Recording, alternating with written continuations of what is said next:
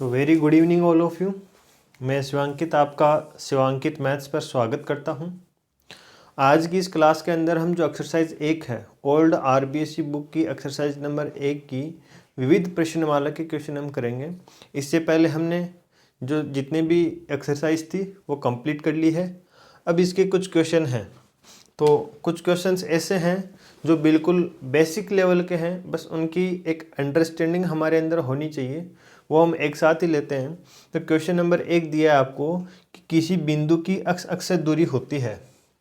देखो क्वेश्चन भी मैं साथ के साथ लिख देता हूँ, अगर कोई लिखना चाहे तो वो लिख सकता है कि क्वेश्चन नंबर 1 है किसी बिंदु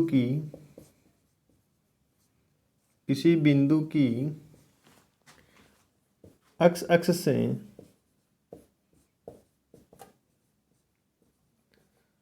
दूरी होती है, और इसके अंदर जो ऑप्शन दिए हैं वो थोड़े अलग हैं। मतलब कि जो एक्स दूरी होगी, वाई दूरी, ऐसे हमें नहीं दिया है। इसमें ऑप्शन में आपको दिया है कि बिंदु का भुज, बिंदु की कोटि, बिंदु का भुज, बिंदु का भुज, option number A. Option B दिया है बिंदु की कोटि, और 3 नंबर आपको दिया है बिंदु का स्थिरांक। ऑप्शन नंबर 4 आपको दिया है बिंदु की भुज का स्क्वायर प्लस कोटि का स्क्वायर की पावर 1/2 फिर इसका रूट। तो ये आपको 4 ऑप्शन दिए इसमें। तो देखो कुछ तो इन ऑप्शन में जो भुज और कोटि है इनका भी किसी को नहीं पता होगा, तो पहले हमें ये पता होना चाहिए कि भुज और कोटि होती क्या है। तो देखो एक्स जो निर्देशांक होते हैं, किसी भी बिंदु के 2 निर्देशांक होते हैं, एक होता है एक्स निर्देशांक और एक होता है वाई निर्देशांक। एक्स निर्देशांक को तो भुज कहते हैं, और जो वाई निर्देशांक होता है इसको कोटि कहते हैं। तो ये काफ़ी जरूरी है, इम्पोर्टेंट है, ये याद रहना चाहिए आपको कि एक्स निर्देशांक को भुज और वाई निर्देशांक को कोटि कहते हैं। अब चलते हैं क्वेश्चन पर। क्वेश्चन में कह रहा है किसी बिंदु की अक्ष से दूरी होती है। देखो हमारे पास ये एक प्लेन होता है, तो इसको तो हम कहते हैं एक्स एक्सिस, और इसको हम कहते हैं वाई एक्सिस। और इस प्लेन में कोई पॉइंट पी लेते हैं, इसके निर्देशांक अक्ष और वाई है, मतलब अक्ष जो है भुज है, वाई है वो कोटि है। अब क्वेश्चन में कह रहा है कि अक्ष से दूरी, तो हमने बेसिक में पढ़ा है कि ये जो दूरी है, ये दूरी तो होगी अक्ष, और ये दूरी होती है वाई। तो अक्ष से दूरी कितनी होती है? वाई होती है, और वाई को क्या कहते हैं हम? कोटि कहते हैं। जो वाई निर्देशांक है उसको हम कोटि कहते हैं। तो अक्ष से दूरी क्या होगी? बिंदु का या फिर बिंदु की कोटि। तो ये क्वेश्चन नंबर 1 है। अब क्वेश्चन नंबर 2 क्या है आपके पास? क्वेश्चन नंबर 2 है कि अक्ष पर स्थित किसी बिंदु का भुज होता है। अक्ष पर स्थित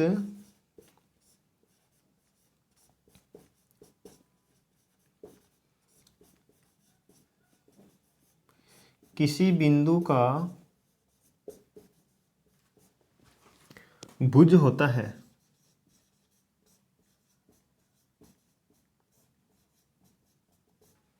तो अक्ष पर स्थित किसी बिंदु का भुज क्या होगा? तो भुज का मतलब होता है अक्ष। तो एक बात है वो ये है कि अक्ष के ऊपर जो वाई निर्देशांक होते हैं वो शून्य होते हैं।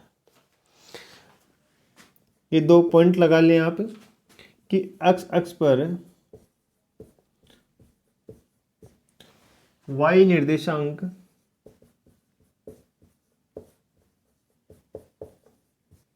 बराबर 0 और वाई एक्स पर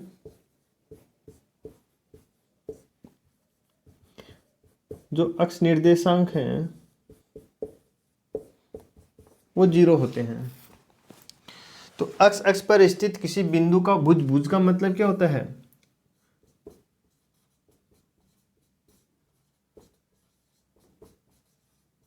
भुज और कोटि दो होती है। तो सॉरी, ये एक्स अक्ष नहीं दिया है, यहाँ पर वाई एक्स दिया है कि वाई एक्स पर स्थित किसी बिंदु का भुज होता है।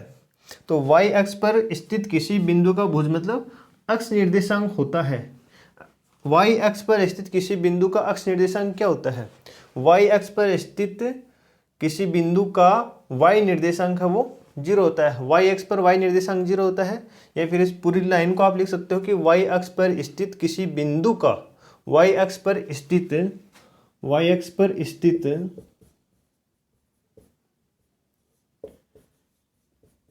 किसी बिंदु का y निर्देशांक 0 होता है और y अक्ष पर स्थित किसी बिंदु का अक्ष निर्देशांक है वो 0 होता है।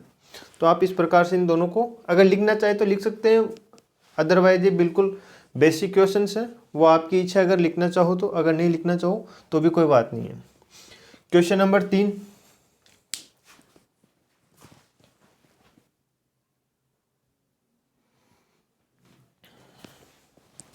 तो क्वेश्चन नंबर 3 आपको दिया है बिंदु 1, 2 की अक्ष अक्ष से दूरी है। बिंदु 1, 2 की अक्ष अक्ष से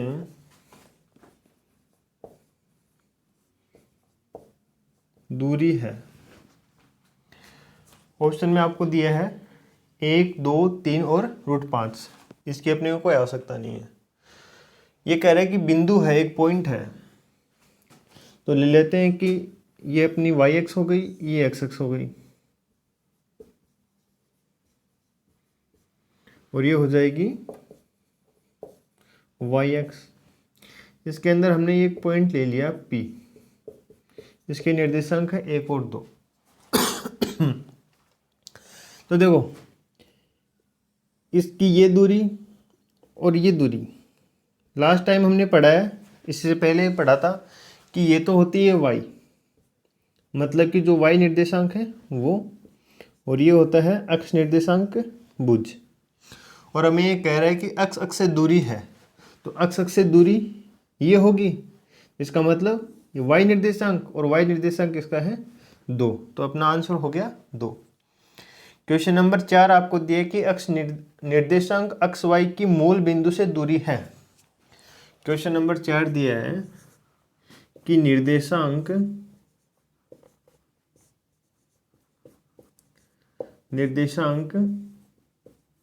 अक्ष y की मूल बिंदु से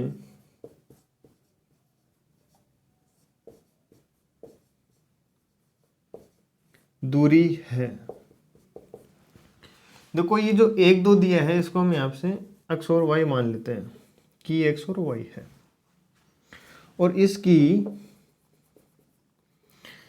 ये है मूल बिंदु O, इसके निर्देशांक 0, 0 होते हैं।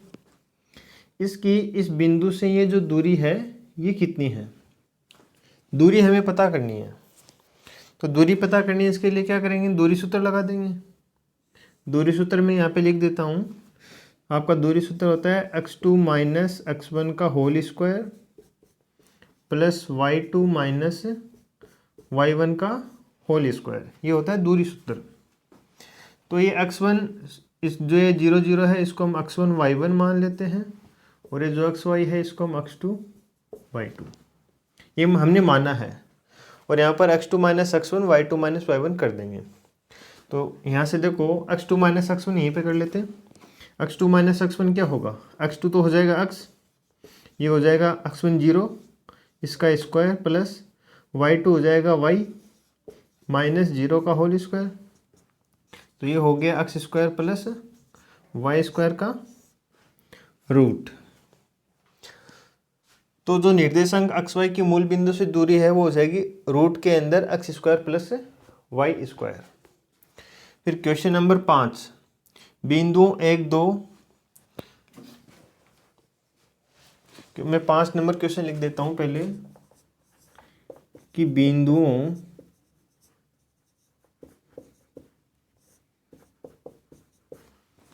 1 2 एवं 3-4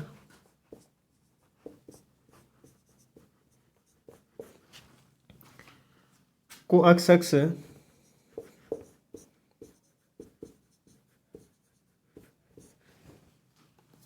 लेमडा अनुपात 1 के अनुपात में विभाजित करता है, को अक्स लेमडा अनुपात 1 के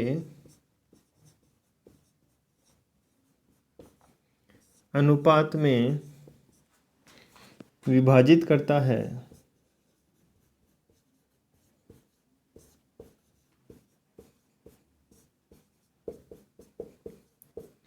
तो लेमडा का मान ज्ञात करो। हमें यहाँ पर लेमडा का मान ज्ञात करना है। बिंदुओं 1 और 2 एवं 3-4 को अक्स लेमडा अनुपात 1 के अनुपात में विभाजित करता है, तो लेमडा का मान हमें ज्ञात करना है।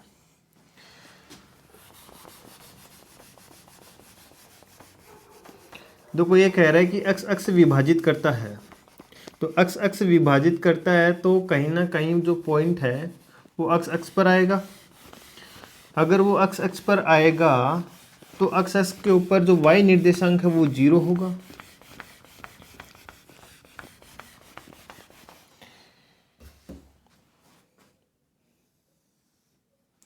ये है अक्स और इसको जो है पॉइंट है एक और 2 और एक पॉइंट है 3-4। 3-4 हम यहाँ ले लेते हैं। ये एक रेखाखंड बन गया, इसको दे दिया ए नाम, इसको दे दिया बी नाम, और ये यहाँ पर काटेगा। पॉइंट पी के ऊपर है, अक्स है, इस रेखाखंड ए बी को ये काटेगा। ये काटेगा तो इस स्थान पर 2 निर्देशांक बनेंगे। इस पॉइंट पी के 2 निर्देशांक होंगे, एक होगा अक्ष निर्देशांक, एक होगा वाई निर्देशांक। हमें अक्ष निर्देशांक से कोई मतलब नहीं है, लेकिन हम एक बात जानते हैं कि अक्ष पर स्थित किसी भी बिंदु के जो y निर्देशांक होते हैं वो हमेशा 0 होते हैं। हमें एक निर्देशांक पता चल गया और ये है, इसको लेमडा अनुपात 1 के अनुपात में विभाजित करता है। अब हमारे पास जो सेक्शन फॉर्मूला है वो हमें पता है, m1x2 plus m2 x1 upon m1 plus m2, ये होता है x निर्देशांक। जो y निर्देशांक होता है वो होता है m2 y1 plus m1 y2 upon m1 plus m2, ये होता है y निर्देशांक। y निर्देशांक हमें पता है 0। तो देखो y निर्देशांक बराबर क्या होता है, सेक्शन फॉर्मूला से लिख रहे हैं कि m1 y2 plus m2 y1 upon m1 plus m2।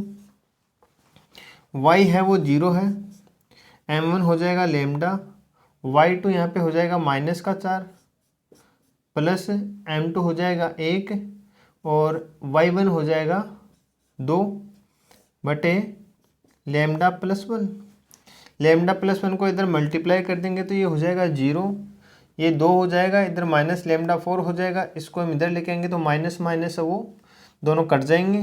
तो लेमडा बराबर कितना आएगा, इधर 2 आया तो 2/4, 2/4 बराबर 1/2। जो लेमडा का जो मान है वो आ गया 1/2।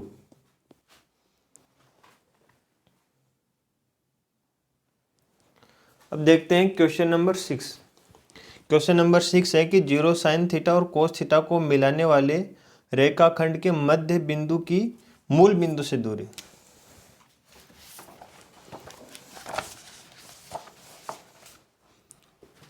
क्वेश्चन नंबर 6 है 0 साइन थीटा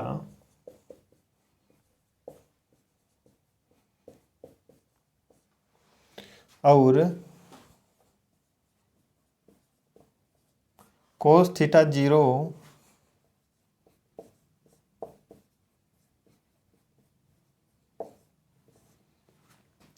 को मिलाने वाले रेखाखंड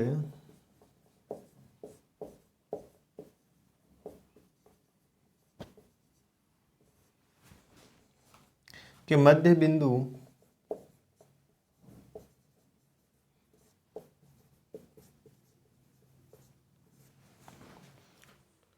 की मूल बिंदु से दूरी है।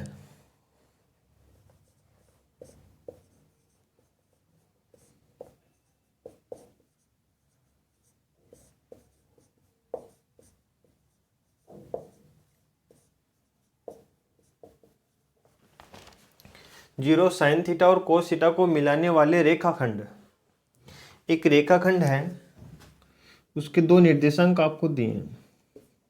एक का दिया है 0 साइन थीटा और एक दिया है कोस थीटा और 0, और इसकी मध्य बिंदु की बात कर रहे हैं और ये एक प्लेन में है। ये एक्स निर्देशांक, ये वाई निर्देशांक। मध्य बिंदु की मूल बिंदु से दूरी है, तो मूल बिंदु हमेशा ये O है और इसके जो निर्देशांक है 0 0, इसकी इस बिंदु से जो दूरी है वो पता करनी है। ये मान लेते हैं कि ये AB रेखाखंड है, ये इसका P है, वो मध्य बिंदु है। तो मध्य बिंदु निकालने का फॉर्मूला क्या होता है कि x1 plus x2 upon 2, y1 plus y2 upon 2। तो इस P का जो P है इसके निर्देशांक निकाल लेंगे। तो 0 कोस थीटा अपॉन 2 मतलब cos theta by 2, sine theta plus 0 by 2, ये हो जाएगा साइन थीटा बाई 2। ओपी लंबाई हमें निकालनी है। क्या निकालनी है? ओपी लंबाई। ओपी लंबाई निकालेंगे तो रूट के अंदर दूरी सूत्र लगा देंगे, x2 मतलब कोस थीटा बाई 2 माइनस 0 का होल स्क्वायर प्लस y2 मतलब साइन थीटा बाई 2 माइनस 0 का होल स्क्वायर। इसका हम स्क्वायर करेंगे तो ये cos square theta by 2, sorry theta by 4, cos square theta by 4 plus sine square theta by 4, 1/4 है वो, 1/4 को हम अंदर ही रख लेते हैं, 1/4 है वो, कॉमन आ जाएगा दोनों में से, तो ये अंदर बच जाएगा sine square theta plus cos square theta. इसकी वैल्यू कितनी होती है? 1 होती है। तो 1/4 का जो रूट लेंगे हम, ये 1/2 आ जाएगा। तो क्वेश्चन नंबर 6 हो गया। क्वेश्चन नंबर 7, आप 6 को लिखो, उसके बाद में हम क्वेश्चन नंबर 7 करते हैं।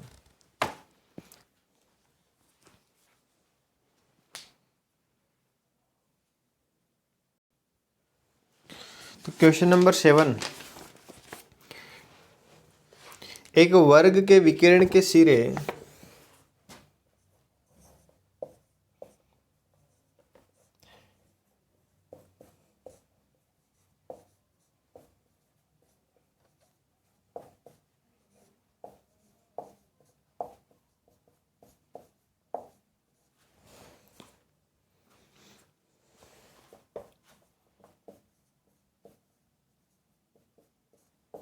AB तथा BA है, तो इसका क्षेत्रफल है, तो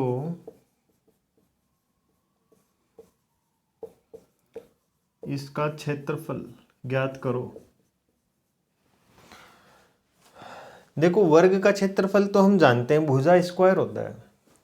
वर्ग का क्षेत्रफल होता है भुजा स्क्वायर, लेकिन इस बार हमें विकिरण भी नहीं दिया है, विकिरण के सिरे हमें दे दिए,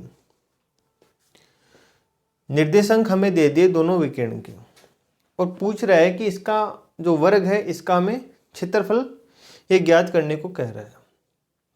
तो जब तक हमें वर्ग की सभी प्रॉपर्टी अगर पता नहीं होगी तो हम ये नहीं कर सकते। तो देखो क्षेत्रफल और जो विकिरण है ये अगर एक वर्ग है,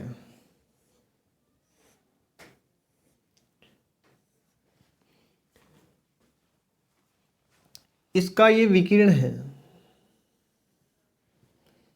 ये हमें दिया है, ए का दे दिया ए बी और एक दे दिया बी ए। जब तक वर्ग का क्षेत्रफल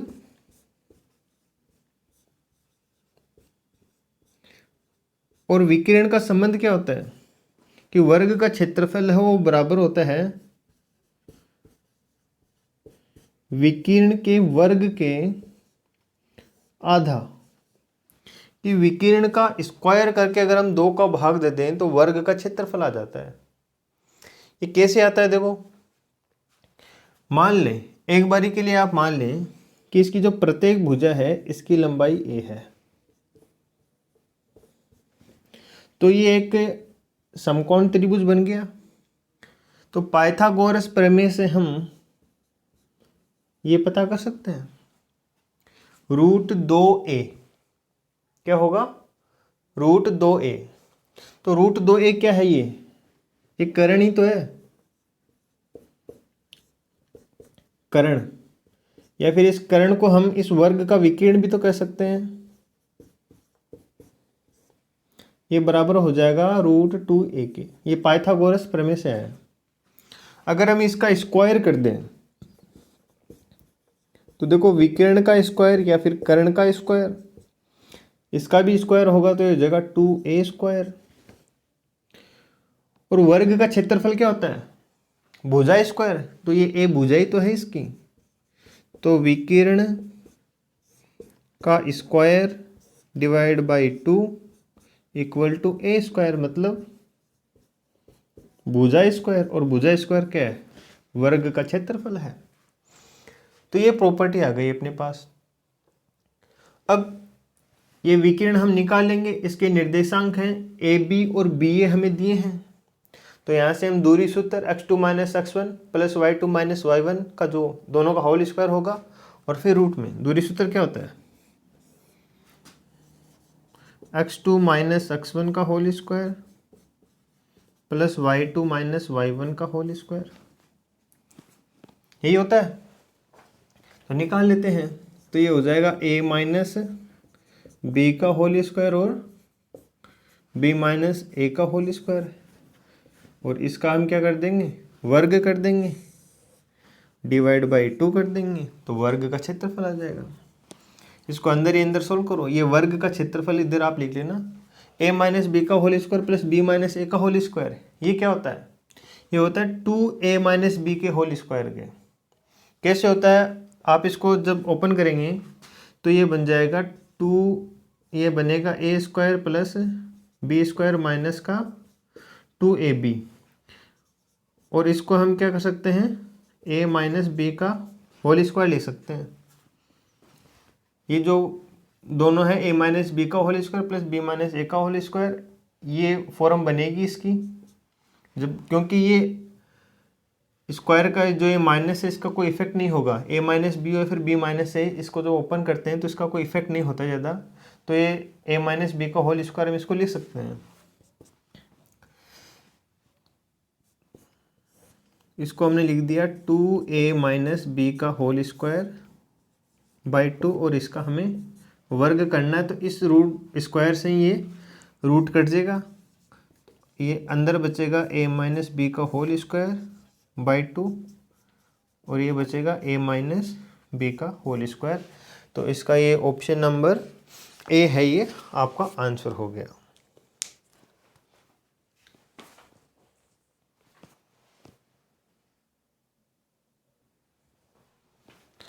अब क्वेश्चन नंबर 8 हम देखते हैं कि यदि किसी त्रिभुज की भुजाओं के मध्य बिंदु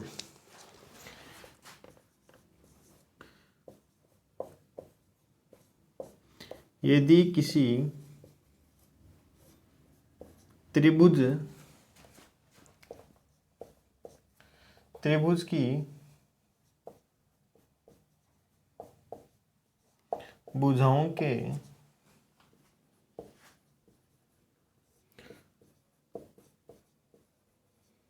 मध्य बिंदु -1 1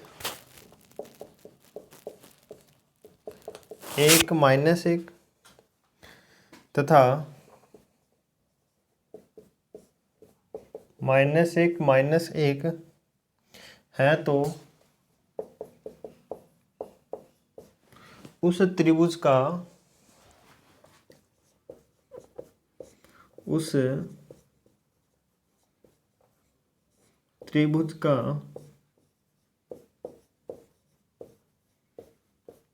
क्षेत्रफल होगा।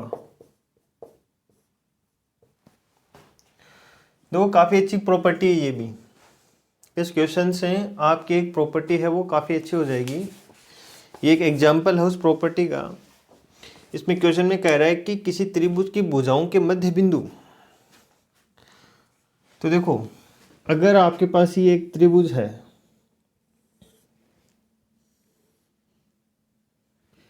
ये ए है, ये बी और ये सी। ए के निर्देशांक ये 1 1, बी के निर्देशांक 1 -1 और सी के निर्देशांक, अच्छा ये भुजाओं के मध्य बिंदु है, न कि भुजाओं के शीर्षों के निर्देशांक। ये अपने पास एक त्रिभुज ABC है। इस AB भुजा का मध्य बिंदु यहाँ पर होगा, इस AC का यहाँ पे, और BC का मध्य बिंदु यहाँ पर। इन तीनों को हम कनेक्ट करेंगे, जोड़ देंगे तो एक त्रिभुज बनेगा। तो ये हो जाएगा त्रिभुज DE और F। इनके मध्य बिंदु हमें दिए हैं 1 -1 और 1। E हमें दिया है 1 -1 और -1 और -1। त्रिभुज की भुजाओं के मध्य बिंदु हमें दे दिए और क्वेश्चन में पूछ रहा है तो त्रिभुज का क्षेत्रफल होगा, और इस त्रिभुज का हमें क्षेत्रफल पूछ रहा है। एक प्रॉपर्टी है कि त्रिभुज की जो भुजाएं होती हैं उसका मध्य बिंदु से अगर कोई त्रिभुज बनता है तो वो बड़े वाले जो त्रिभुज है उसका 4 गुना होता है। कि त्रिभुज ABC का क्षेत्रफल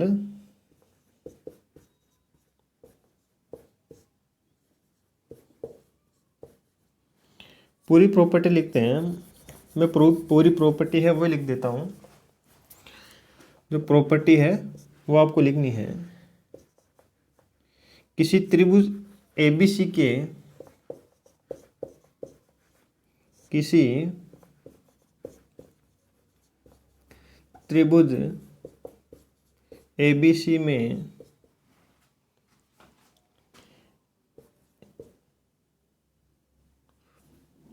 भुजा AB, किसी त्रिभुज ABC में भुजाओं के, किसी त्रिभुज ABC की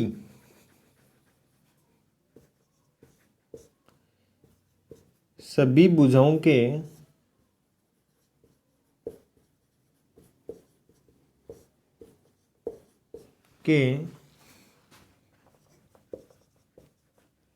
मध्य बिंदु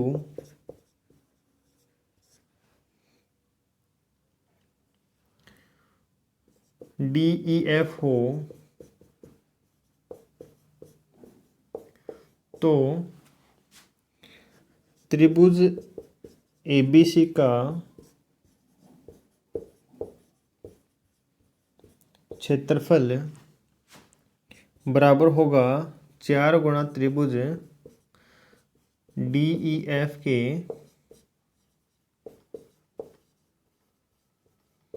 क्षेत्रफल के।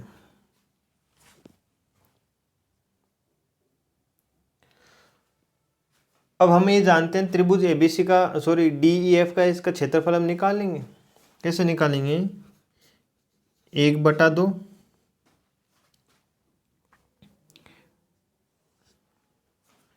ये हो जाएगा -1 और 1, ये हो जाएगा 1 -1 -1 -1 और वापस से 1 और 1। इसको सॉल्व करेंगे तो आएगा 1/2। ये माइनस माइनस प्लस, ये माइनस,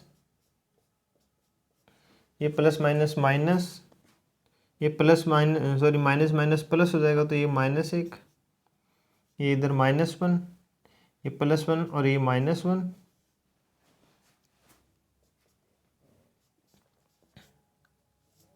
ये 0 हो गया, ये -2 और ये -2, ये मापांक में आएगा तो माइनस माइनस ये हो जाएगा प्लस का 4, 4/2 मतलब 2। तो त्रिभुज DEF का क्षेत्रफल कितना है? तो त्रिभुज ABC का क्षेत्रफल बराबर 4 गुणा त्रिभुज DEF का क्षेत्रफल 2, तो ये हो जाएगा 8। तो 8 का क्वेश्चन नंबर 8 का क्या आपको दिया है, ये 8 इसका आंसर है। तो ये आपका क्वेश्चन नंबर 8 है कि इसकी प्रॉपर्टी किसी त्रिभुज ABC की सभी भुजाओं के मध्य बिंदु, ये सभी भुजाएं नहीं लिख के आप इसको थोड़ा सा चेंज कर लें, किसी त्रिभुज ABC में भुजा, इसको आप चेंज कर लें थोड़ा सा, किसी त्रिभुज ABC में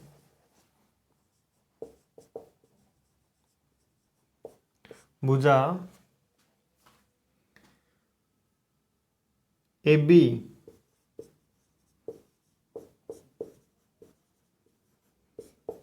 का मध्य बिंदु F और BC का मध्य बिंदु लगा के ये D कर लेना, वह AC का मध्य बिंदु D हो तो, मध्य बिंदु D हो तो त्रिभुज ABC का क्षेत्रफल बराबर होगा 4 गुणा त्रिभुज DEF के क्षेत्रफल के।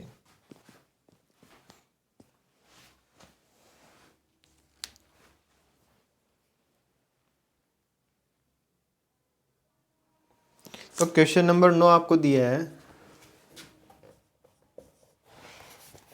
ये दिया है A B + C B C + A तथा C A + B शीर्ष वाले त्रिभुज का क्षेत्रफल है। शीर्ष वाले त्रिभुज का क्षेत्रफल है। देखो त्रिभुज का क्षेत्रफल है वो सारणी की फॉर्म में हम लिख सकते हैं ना, 1/2 x1 x2 x3 y1 y2 और y3। तो ये हो जाएगा A + B, इधर 1 1 और 1। अब इसमें देखो कॉलम 1 और कॉलम 2 को, कॉलम 2 में कॉलम 1 अगर ऐड कर दे हम तो ये अपने पास क्या हो जाएगा, 1/2 ABC और इसमें ये A ऐड कर देंगे तो ये हो जाएगा A + B + C, ये भी हो जाएगा A + B + C और ये भी हो जाएगा A + B + C, इधर 1 1 आ जाएगा। इसमें हम देखो कॉलम 2 से A + B + C है, इसमें कॉमन ले लेंगे तो 1/2 A + B + C हमने कॉमन ले लिया तो ये A B 1 1 और C 1 1 है, वो इधर आपके पास बच जाएगा, यही बचा। अब देखो यहाँ पर ये कॉलम 2 और कॉलम 3 बराबर है, तो दो जब भी बराबर होते हैं तो सारणी का मान 0 हो जाता है। ये मल्टीप्लाई में है, 0 हो गया तो ये इसका आंसर आ गया आपके पास 0।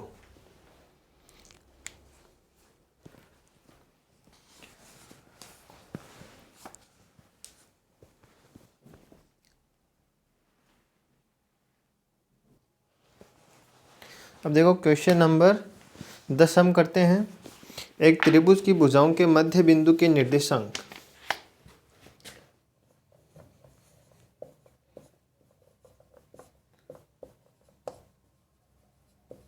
एक त्रिभुज की भुजाओं के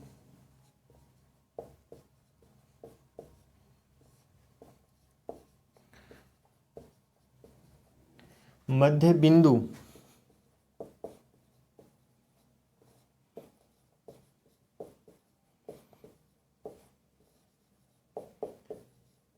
के निर्देशांक, मध्य बिंदुओं के निर्देशांक, बिंदुओं के निर्देशांक 4 2 3 3, 4 2 3 3 व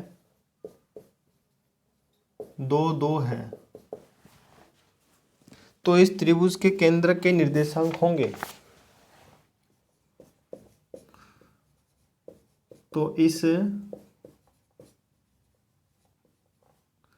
त्रिभुज के केंद्रक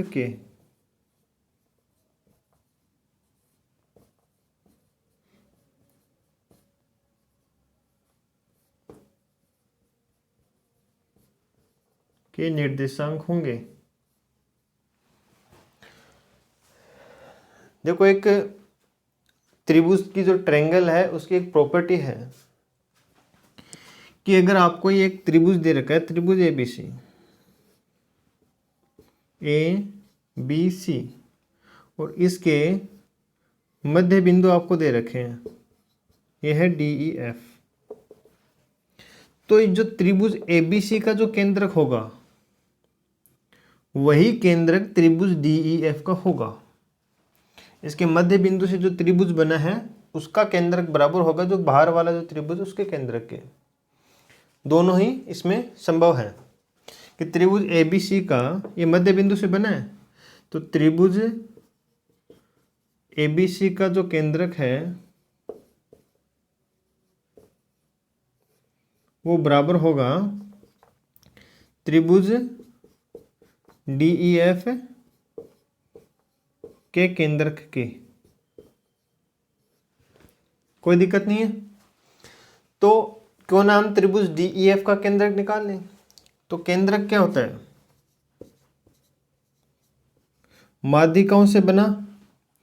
तो त्रिभुज की जो माध्यिकाएं हैं उनका प्रतिच्छेद बिंदु ही तो होता है केंद्रक। तो केंद्रक का मैं डायरेक्ट सूत्र लिख रहा हूं, ये होता है x1 x2 x3/3 y1 y2 y3/3।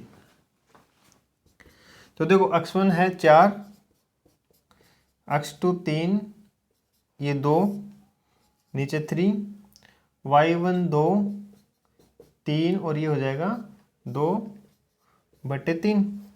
4 3 7, 7 और 2 9/3, 9/3 में 3 का भाग चला जाएगा तो 3 आएगा और ये हो जाएगा 2 3 5 और 2 7, 7/3। तो इसका जो केंद्रक है वो क्या हो गया? केंद्र के निर्देशांक हो गए 3 और 7/3।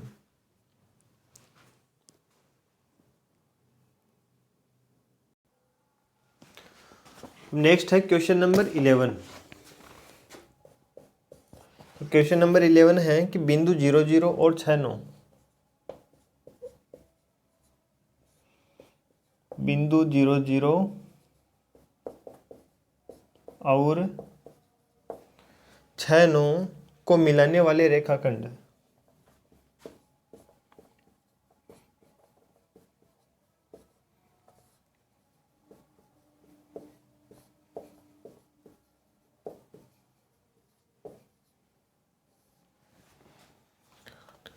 को समत्रिभाजित करने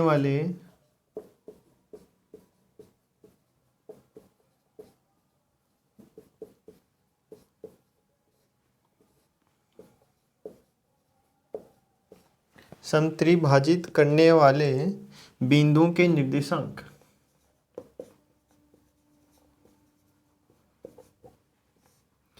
बिंदुओं के निर्देशांक लिखिए।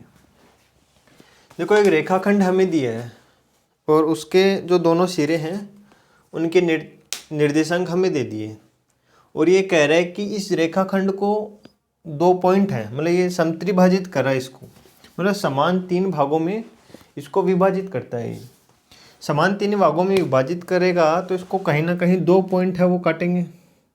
ये हो गया आपका 0 0, इसको पॉइंट ए नाम दे देते हैं और इसको पॉइंट बी नाम दे देते हैं। ये हो जाएगा 6 और 9। इस रेखाखंड को समत्रिभाजित किया जा रहा है तो एक पॉइंट यहाँ पे ले लेते हैं, एक पॉइंट यहाँ पे ले लेते हैं। तो ये समान 3 भाग हो गए। इसके समान 3 भाग हो गए तो इनका अनुपात क्या हो जाएगा? 1:1:1। समान 3 भागों में विभाजित हो रहा है तो 1:1 ले सकते हैं, कोई दिक्कत नहीं है। तो ये जो 2 बिंदु हैं इनके निर्देशांक हमें पता करने हैं तो इसको डी नाम दे दिया, इसको ई नाम दे दिया या सी डी दे दो, कुछ भी आपकी इच्छा है, पी क्यू दे दो। तो यहाँ से सेक्शन फॉर्मूला हमने पढ़ा है वो हम कहाँ मिलेंगे? तो सेक्शन फॉर्मूला क्या होता है? m1x2 plus m2x1, m1x2 plus m2x1 divide by m1 plus m2। ये होता है x निर्देशांक और y निर्देशांक होता है m1y2 plus m2y1 upon m1 plus m2। ये क्लियर है? ये हमने पहले भी पढ़ा है, जब हमने पॉइंट शुरू किया था तभी हमने ये सेक्शन फॉर्मूला पढ़ लिया था।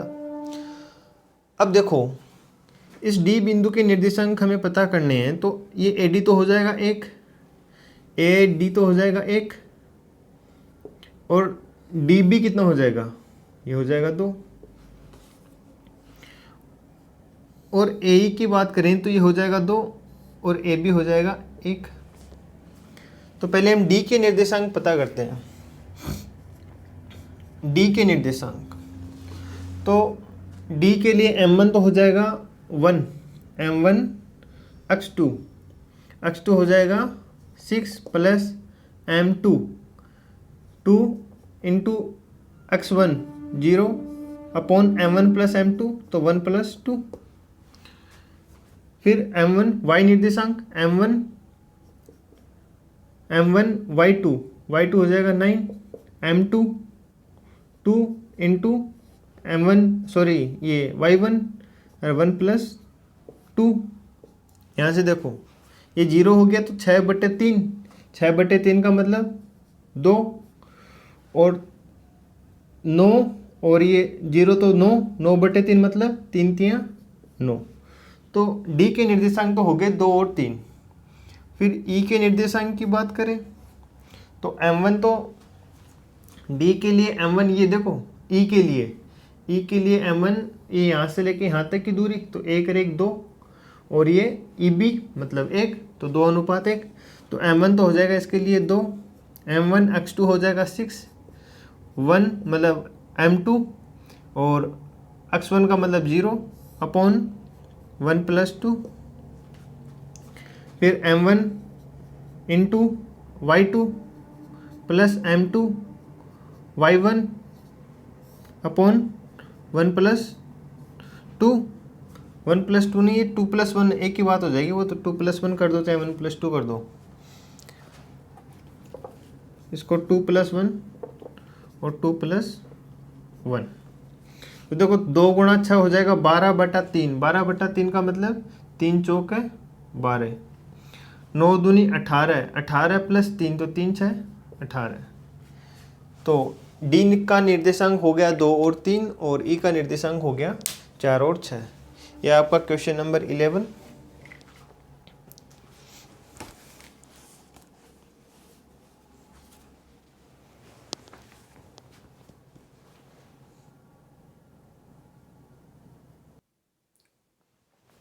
देखो क्वेश्चन नंबर 12 आपको दिया है कि 0 0 3 0 और 0 4 शीर्ष वाले त्रिभुज का परिकेंद्र लिखिए। तो परिकेंद्र हम लिखें इससे पहले हमें ये पता होना चाहिए कि परिकेंद्र होता क्या है। देखो परिकेंद्र होता क्या है, परिकेंद्र की हम बात करें तो त्रिभुज की भुजाओं के लंब अर्धकों का प्रतिच्छेद बिंदु, त्रिभुज की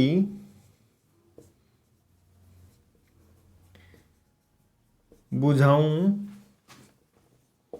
के लंब अर्धकों का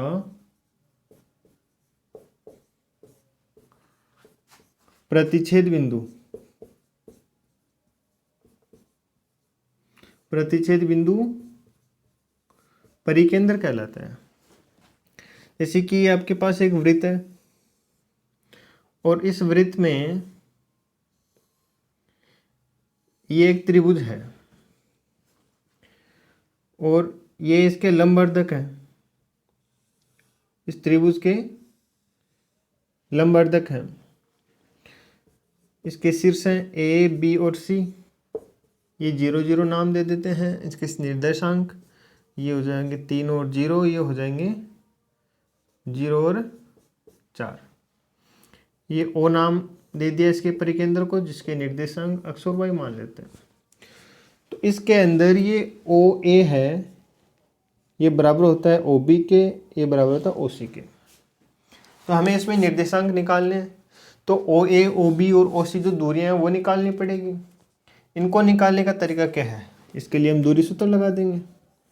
दूरी सूत्र होता है x2 माइनस x1 का whole square plus y2 minus y1 का होल स्क्वायर। तो ये दूरियां बराबर होती है ओ ए स्क्वायर, ओ बी स्क्वायर और ओ सी का होल स्क्वायर। तो ओ ए निकालेंगे तो ये हो जाएगा x square plus y square.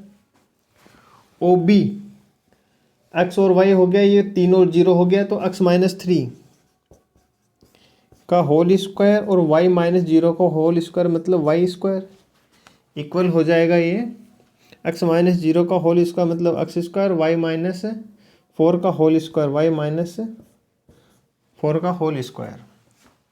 तो ये हो गया आपका x square plus y square. अब देखो इसके अंदर हमें x और y निकालना है, तो एक बार के लिए तो हम इन दोनों को बराबर ले लेंगे और एक बारी के लिए हम इन दोनों को बराबर ले लेंगे। तो पहले हम पहले को और दूसरे को बराबर लेते हैं, मतलब ओ ए को होल स्क्वायर को और ओ बी होल स्क्वायर को बराबर लेते हैं। इसको यहाँ से स्क्वायर ओपन कर देंगे, होल स्क्वायर खोल देंगे, तो ये x स्क्वायर माइनस का 6x प्लस वाई स्क्वायर से ये वाई स्क्वायर, x स्क्वायर से ये x स्क्वायर कट गया और ये 9। इसको आप ऐसे लिख लें तो सही रहेगा, ये 9 हो जाएगा और प्लस में ये वाई स्क्वायर कैंसिल आउट हो गया। तो यहाँ से ये x तो ये हो गया 6 इधर चला जाएगा तो 9/6, तो 3 3 9 और 3 दूनी 6, तो x जो निर्देशांक है वो हो गया 3/2। y निर्देशांक की बात करें तो पहला x स्क्वायर और फिर वाई स्क्वायर, फिर इसको हम बराबर लेंगे तो ये हो जाएगा x स्क्वायर, यहाँ से वाई स्क्वायर, ये हो जाएगा माइनस का 8y और प्लस का 16। x स्क्वायर से x square cancel, y square से वाई स्क्वायर कैंसिल, तो 8y इक्वल टू हो गया 16, तो y बराबर हो गया 8 दूनी 16। तो ये हो गया 3/2 और 2, ये हो गया इसका परिकेंद्र।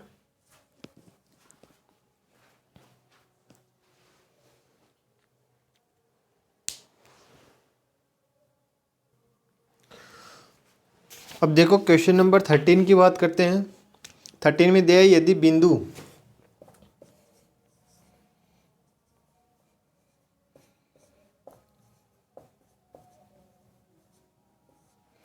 -2 -5 2 -2 8a सरेखीय हैं, सरेखीय मतलब एक सरल रेखा में है, तो a का मान ज्ञात कीजिए।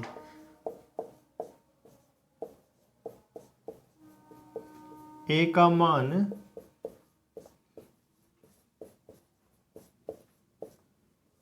ज्ञात कीजिए। तो देखो इसके लिए डायरेक्ट सूत्र होता है, सरेखे की शर्त हमने पढ़ी है।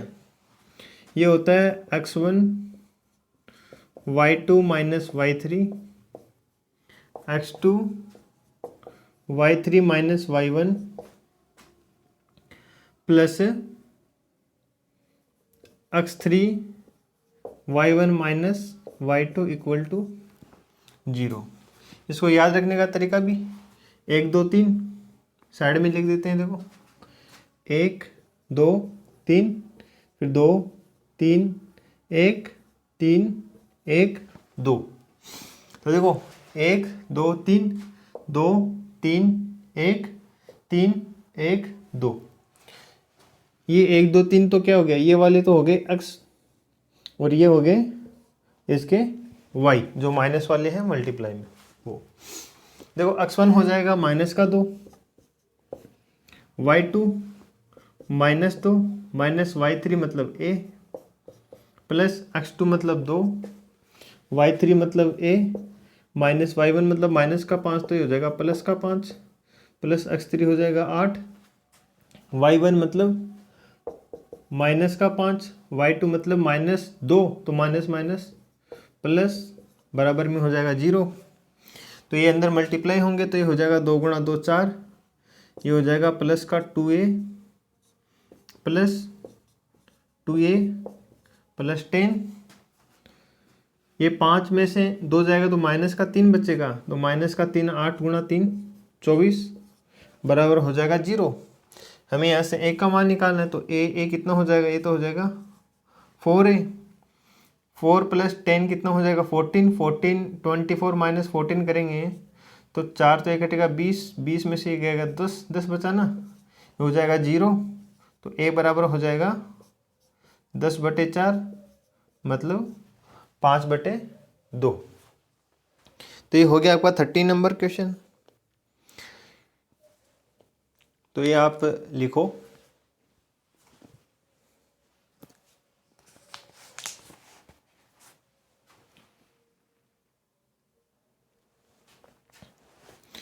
तो क्वेश्चन नंबर 13 हो गया। अब देखते हैं क्वेश्चन नंबर 14।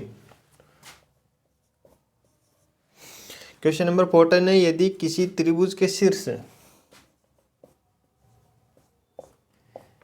यदि किसी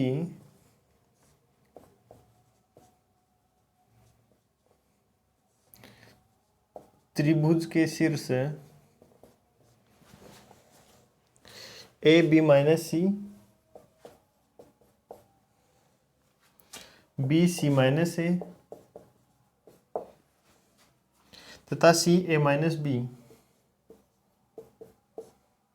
तथा सी ए माइनस बी हो तो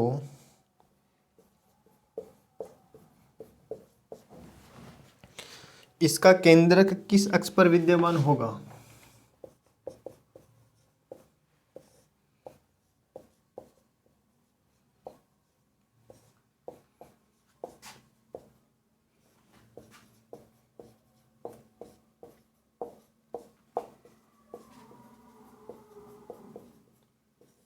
पर विद्यमान होगा। देखो ये केंद्र की बात कर रहे हैं और केंद्र का हमें पता है क्या होता है, x1 x2 x3 upon 3 plus y1 y2 plus y3 upon 3। केंद्रक होता क्या है, त्रिभुज की जो माध्यिकाएं होती हैं उनका प्रतिच्छेद बिंदु है, वो केंद्र कहलाता है। तो देखो x1 plus x2 plus x3 a plus b plus c upon 3, फिर y1 plus y2 plus y3 upon 3, ये हो जाएगा a plus b plus c upon 3। यहाँ पर देखो ये प्लस का b माइनस का b कैंसिल आउट होगा, माइनस का c प्लस का c माइनस का a प्लस का a कैंसिल, तो ये हो गया 0।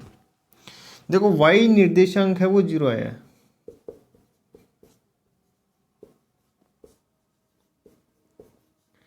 y निर्देशांक कहाँ पर 0 होता है? x अक्ष पर होता है। तो ये जो केंद्रक है वो x अक्ष पर विद्यमान होगा, तभी y निर्देशांक 0 हो सकता है। तो इसका हो गया कि इस त्रिभुज का जो केंद्रक है वो y अक्ष पर, जो y निर्देशांक 0 है, इसका मतलब ये x अक्ष पर स्थित होगा।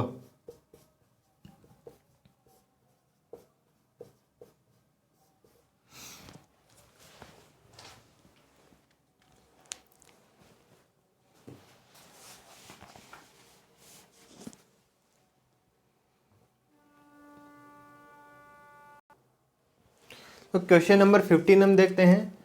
इसमें दिया है कि रेखाओं mod x plus mod y बराबर 1 से परिबद्ध क्षेत्र का क्षेत्रफल होगा।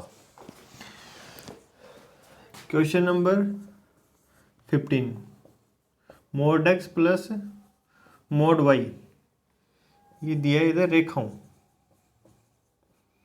रेखाओं mod x plus mod y equal to 1 से परिबद्ध, मतलब कि जो घिरा हुआ होता है वो परिबद्ध रेखाओं mod x plus mod y बराबर 1 से परिबद्ध क्षेत्र का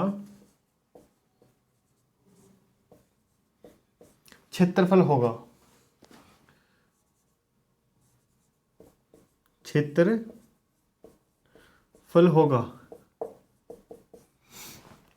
देखो ये क्वेश्चन काफ़ी आसान क्वेश्चन है, और ये जो mode x plus mod y, इससे रिलेटेड ये मतलब इसकी लैंग्वेज है वो भी चेंज करके क्वेश्चन पूछ सकता है आपसे, पूछा भी गया है।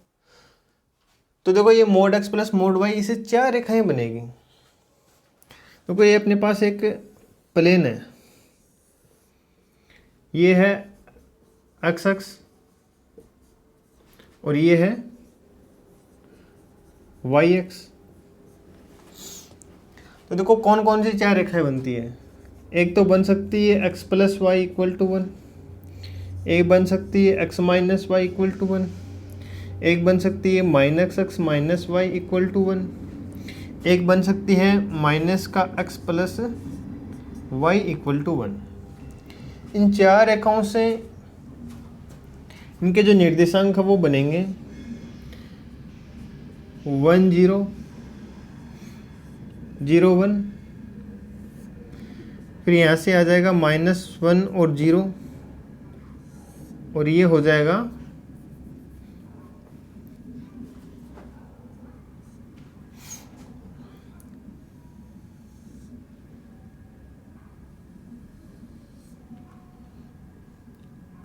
0 -1। तो एक तरीके से अगर हमें देखें तो ये एक समकोण त्रिभुज बन गया। ये दूरी यहाँ से लेके यहाँ तक की 1 है, यहाँ से दूरी ये 1 है, तो ये समकोण त्रिभुज है, तो ये √2 हो गई। और ये वाली भी देखो समकोण त्रिभुज है, ये -1 हो गई, ये 1 हो गई, दोनों का स्क्वायर करके ऐड करेंगे तो ये भी √2 होगी, ये भी √2 होगी, और ये भी √2 होगी। इसके 2 तरीके हैं। इसका क्षेत्रफल निकालने के लिए हम 2 तरीके यूज में ले सकते हैं। एक तो त्रिभुज का, कि इस त्रिभुज का क्षेत्रफल हम निकालेंगे। देखो दोनों करते हैं, M1, तो त्रिभुज इसको नाम दे देते हैं OA और ये B। त्रिभुज OAB का क्षेत्रफल ये होता है 1/2 आधार गुणा ऊंचाई।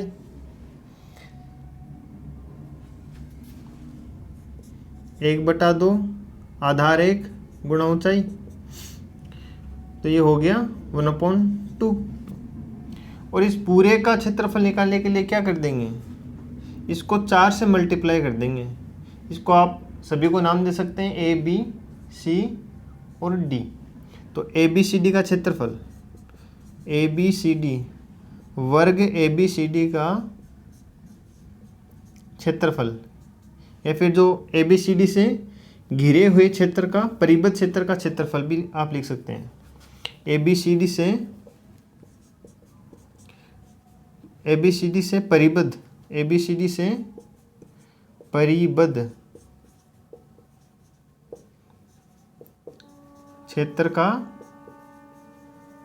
क्षेत्रफल क्या होगा 1/2, ये तो ए का है और 4 का में निकालना है तो ये हो जाएगा 2 वर्ग इकाई।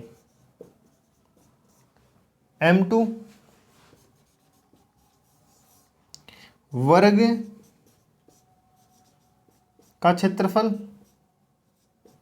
ये होता है भुजा स्क्वायर, और भुजा कितनी है √2, इसका हम वर्ग करेंगे तो ये हो जाएगा 2 वर्ग इकाई।